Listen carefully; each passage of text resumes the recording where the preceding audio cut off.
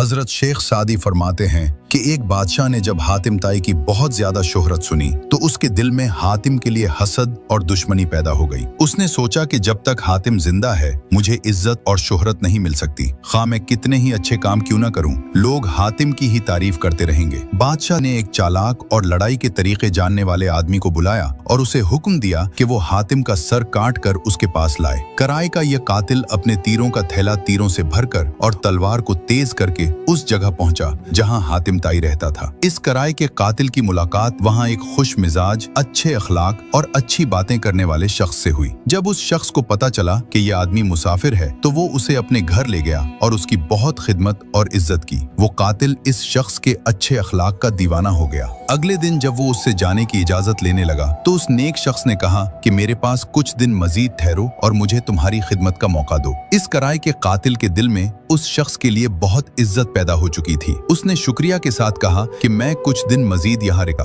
मगर मुझे एक बहुत जरूरी काम करना है जिसकी वजह से मैं यहाँ नहीं रुक सकता। उस नेक शख्स ने पूछा कि अगर तुम मुझे बताना पसंद करो कि तुम कौन सा जरूरी काम करना चाहते हो तो हो सकता है कि मैं तुम्हारी कुछ मदद कर सकूं। कराए के कातिल ने निहायत राजदारी से कहा कि मुझे मेरे बादशाह ने हातिम ताई का सर लाने भेजा है। मैं हातिम ताई का सर काटकर बादशाह की खिदमत में पेश करना चाहता हूँ। अगर तुम मेरी मदद कर सको तो बताओ कि हातिम ताई कहाँ रहता है। वो नेक शख्स उसकी बात सुनकर मुस्कुराया और कहा कि मैं ही हातिम ताई हूँ। तुम शौक से मेरा सर काटकर अपने बादशाह की खिदमत में पेश करो। अगर तुमने ये काम अभी न किया तो लोग तुम्हें ऐसा करने नहीं देंगे और उल्टा तुम्हें नुकसान पहुंचाएंगे। हातिम ताई की बात सुनकर वो शख्स उसी वक्त उनके कदमों में गिर पड़ा और मुआफी मांगी। उसने कहा कि मैंने एक नेक शख्स और अजीम सरदार को नुकसान पहुंचाने का इरादा किया। फिर उसने अपनी तलवार और तीरों का थैला फेंक दिया और ये कहकर वहां से चला गया कि इतने अजीम शख्स को फूल मारना भी मुझे गवारा नहीं।